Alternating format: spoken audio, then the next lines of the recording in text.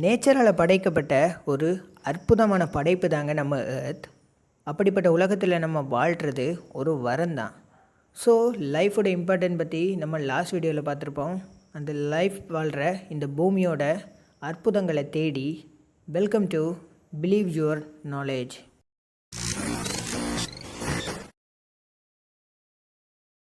இந்த உலகம் உருவாகி 4 பில்லியன் வருஷங்களாகுது. பட் பிக் பேங் அப்படின்ற ஒரு நிகழ்வு நடந்து 14 பில்லியன் வருஷங்களாகுது. ஸோ நம்ம பூமி இருக்கிறது மில்கிவே கேலக்சியில் சன் என்ற ஒரு ஸ்டாரோட பிளானட்டரி சிஸ்டமில் 3வது டெரஸ்ட்ரியல் பிளானட்டாக இருக்குது. டெரஸ்ட்ரியல் பிளானட்ன்றது நிலப்பரப்பை கொண்ட கோள்கள். சோலார் சிஸ்டம் எனப்படுற ஒரு அற்புதமான ஃபேமிலியில் அந்த ஃபேமிலியோட மூத்த நபர் நம்ம ஸ்டாரான சூரியன். அவர் உருவாகி கிட்டத்தட்ட 4.6 பில்லியன் இயர்ஸ் ஆகுது. ஸோ சூரியன் உருவாகி மிச்சம் மீதி இருந்த டஸ்ட் கிளவுட்ஸ் அண்ட் ஆஸ்ட்ராய்டு மூலமாக தான் எஞ்சி இருக்கிற பிளானட்ஸ் எல்லாமே உண்டாச்சு. நம்ம பூமியும் தான். ஸோ பூமி உருவாக்கிட்டு இருக்கும்போது தயா அப்படின்னு ஒரு பிளானட் வந்து நம்ம பூமியோட மோதி எஞ்சி இருந்த பார்ட்டிகிள்ஸ் எல்லாமே நம்ம பூமியை சுற்றி பலம் பெற நம்ம பூமிக்கு மூன் ஃபார்ம் ஆகுது.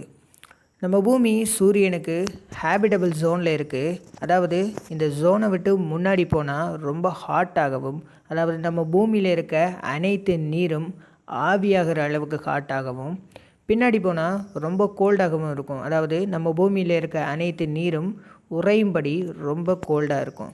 ஸோ நம்ம பூமி கரெக்டான ஒரு பிளேஸில் செட்டில் ஆகிடுச்சில்ல.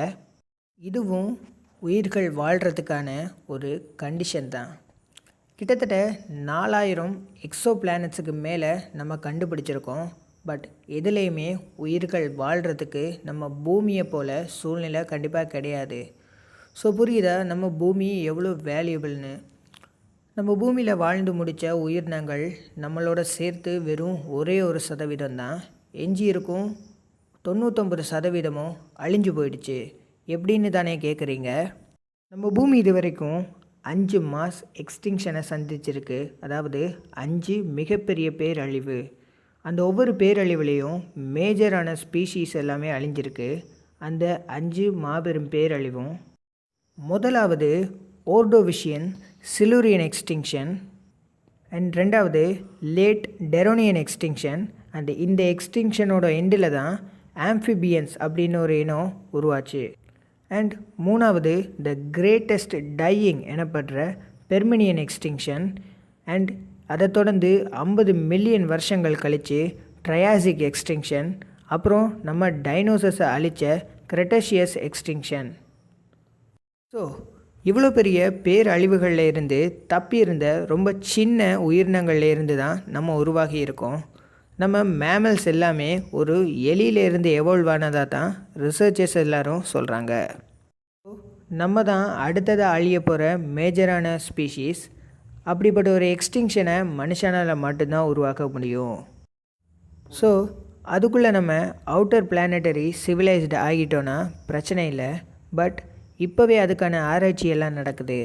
என்னதான் இருந்தாலும் நம்ம பூமி மாதிரி பர்ஃபெக்டான ஒரு வீடு நமக்கு கிடைக்கவே கிடைக்காது.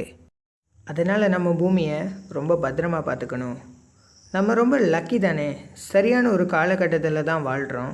ஒரு காலத்தில் ஹைப்போத்திக்கலாக இருந்த தியரிஸ் எல்லாமே இன்றைக்கி ப்ராக்டிக்கலாகி இருக்குது. அதே மாதிரி தான் நம்ம ஃப்யூச்சரும். இன்றைக்கி நம்மளால் ஹைப்போத்திக்கலாக உருவாக்கப்பட்ட தியரிஸ்லாம் கண்டிப்பாக நாளைக்கு ப்ராக்டிக்கலாக மாறுறதுக்கு நிறைய சான்ஸ் இருக்குது. உயிர்களோட உறைவிடமான நம்ம பூமியை பற்றி இந்த வீடியோவில் ஓரளவு பார்த்துருப்போம். நெக்ஸ்ட் வீடியோவில் எர்த்தில் உயிர்கள் வாழ்கிறதுக்கான பர்ஃபெக்டான கண்டிஷன்ஸ் பற்றி பார்ப்போம். Until then see you, tata, bye bye.